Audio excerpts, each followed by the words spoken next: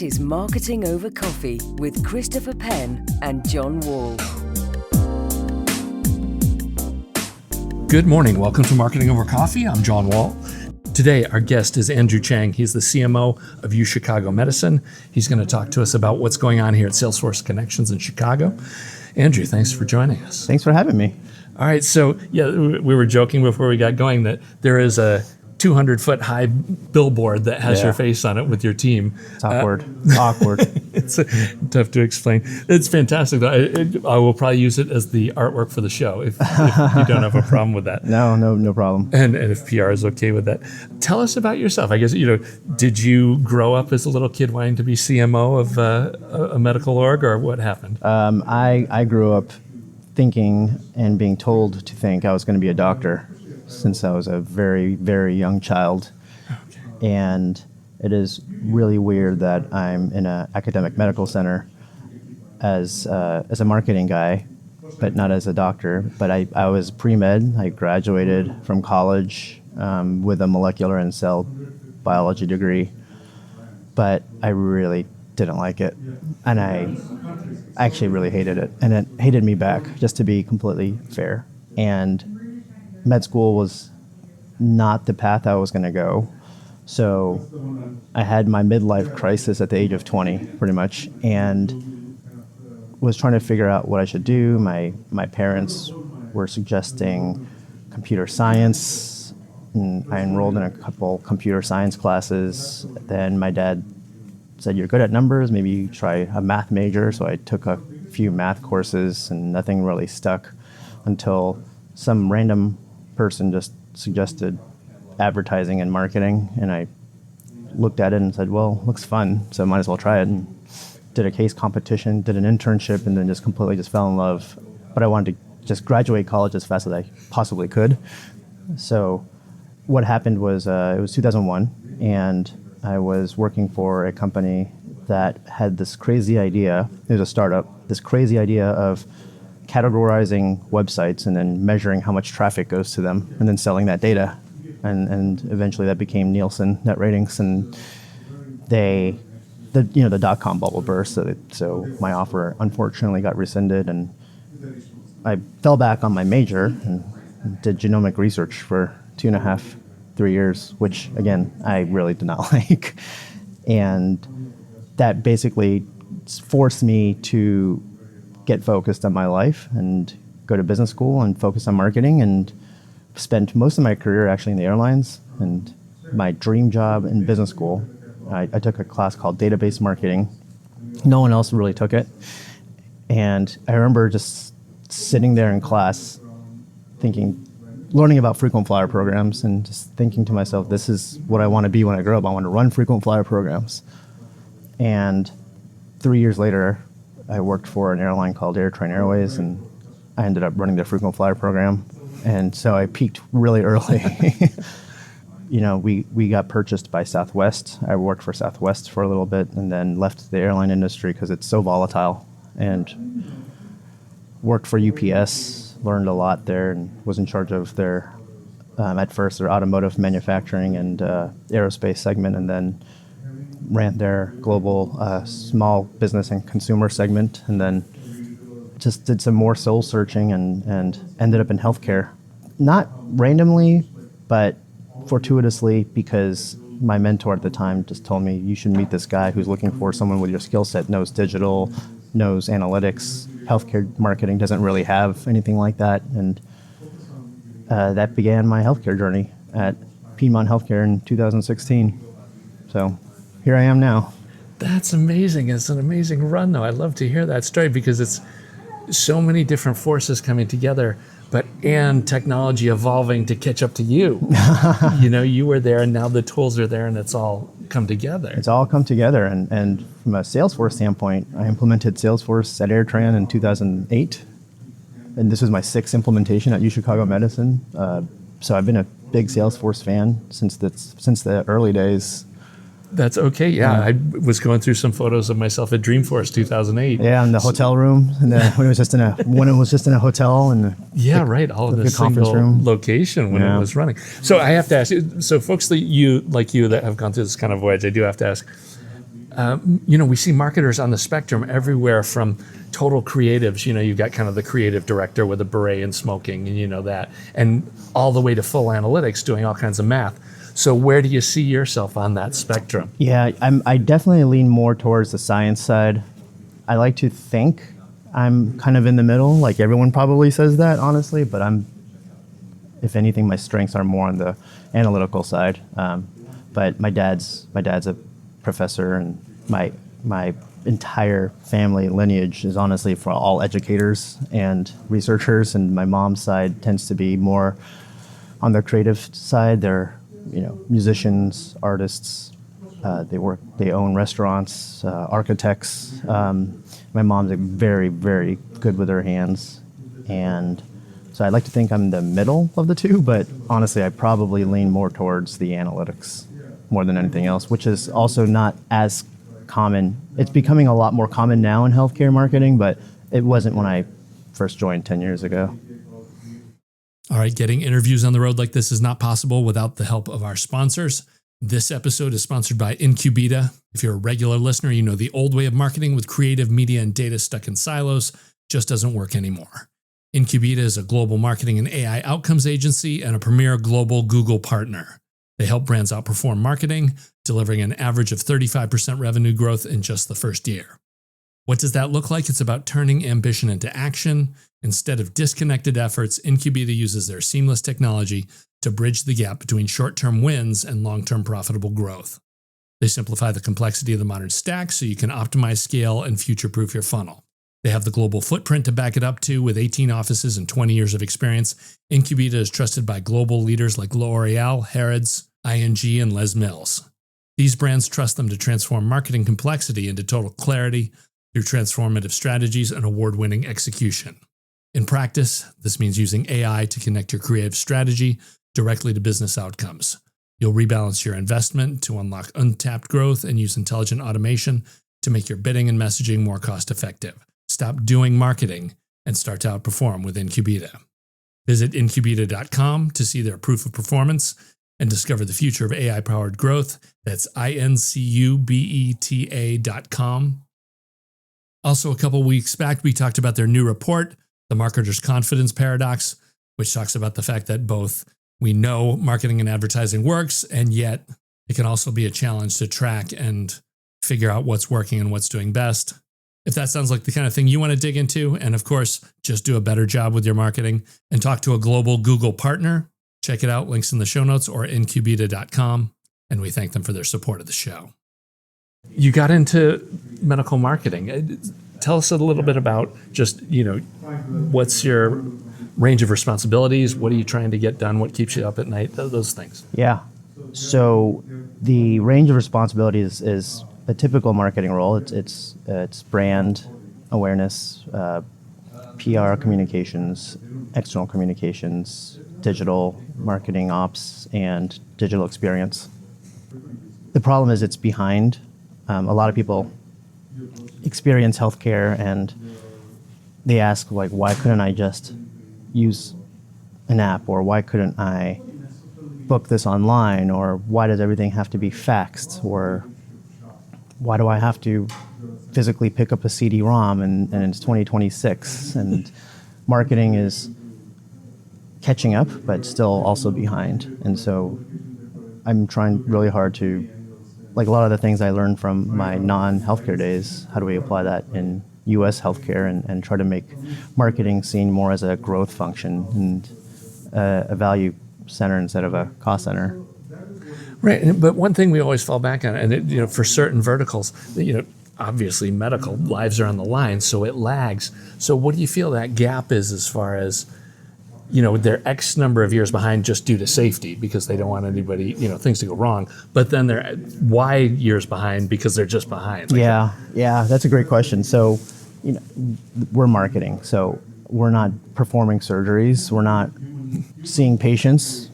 My old boss used to say, "Marketing's never killed someone in healthcare," but it is a very high risk business, and at the same time, that culture of risk tolerance and being able to especially with patient privacy and patient data, which is a pretty big deal, a serious issue, especially when you look at the hacking and the phishing attempts that goes on with hospital systems. We have to take it extremely seriously, and I would say it slows things down, but on purpose. The other half of that, though, is the fact that people in healthcare tend to be insular and stay in healthcare. A lot of people in healthcare marketing started in healthcare marketing and they just never left. And so because they don't have that outside perspective, they don't know a lot of what's going on in the rest of the other industries or what have you. So I would say it's behind also because of our own fault.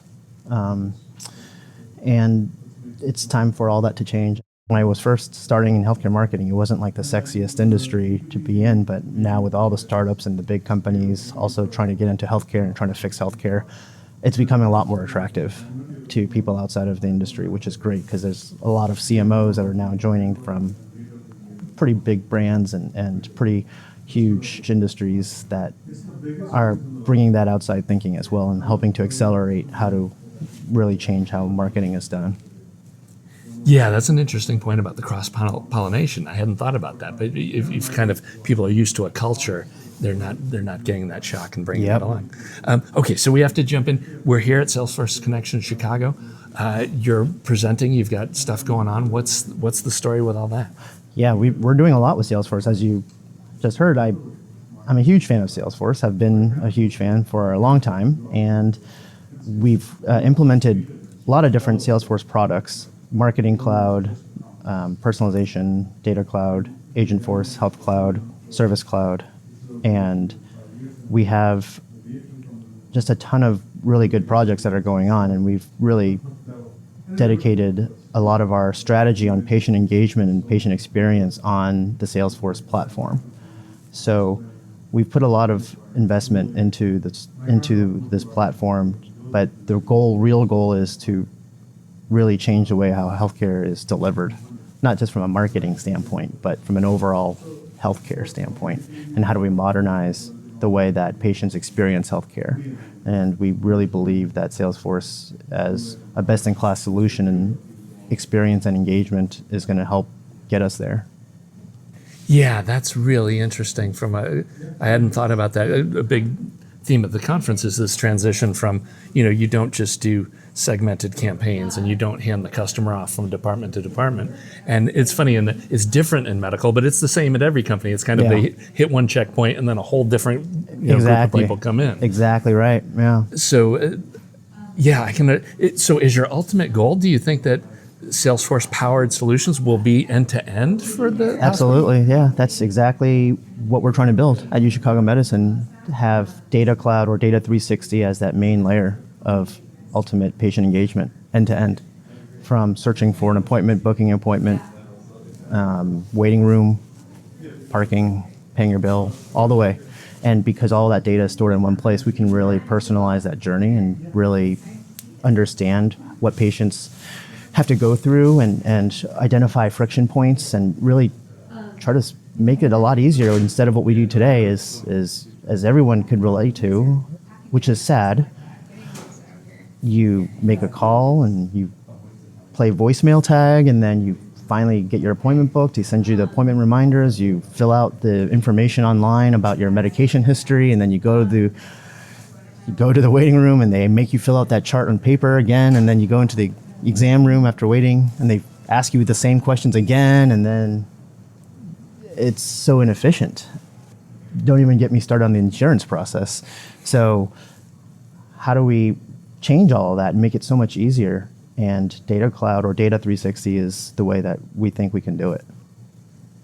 Okay, normally, on the show we're talking about AI every single week, so I'm almost loath to ask, but I do have to ask for you though. Are you applying AI in any points now? Thinking about doing what's going on there? Yeah, we are. We have gone all in on AI, and we have, which a term I learned recently from someone named David Feinberg, who's the CMO of a health system in New York, FOAI instead of FOMO. And It applies to the fact that, yes, AI is going to disrupt a lot of things, and who knows what it could potentially disrupt in a negative way, but also it's such a force. And shame on us if we don't use it for the betterment of people's health. So we are all in on AI, and we've gone all in with Agentforce to try to revolutionize the experience that I just told you about, but use Agentforce as the AI engagement tool to enable chat, voice AI, two-way SMS about your health records, and being able to access your own health on your own terms, however you want. The example I always give is my mom always wants to talk to a human. She wants to call. I don't. And why are we forcing people to choose one over the other? There's this term in the healthcare industry, I don't know if you've heard it, it's called the digital front door. And it was this concept like 10 years ago that started, like we should make healthcare digital and have this front door that is all digital. But a lot of people interpreted this as we're going to force everyone through our website. And no, people don't want to go through a website, especially when you can't even book an appointment through your website. You still have to end up calling. So how do we make an experience that is on finally our patient's terms? So if my mom wants to call, let's let her call and make it easy as possible. And how do we use AI to help our human access center agents make that as seamless as possible and easy for them and easy for my mom? And then if I need to book an appointment, can I just text? And we're going to enable that and book an appointment that way.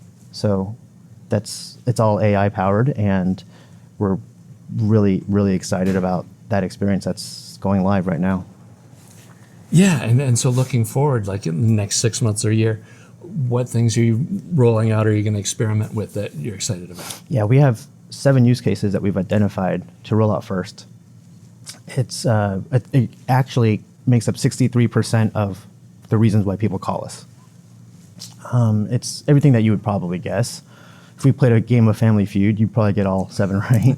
But it's refilling my prescription, changing an appointment, canceling an appointment, confirming an appointment, booking an appointment, need to talk to my nurse, general inquiries. What are your visiting hours, or what's your address, or what have you.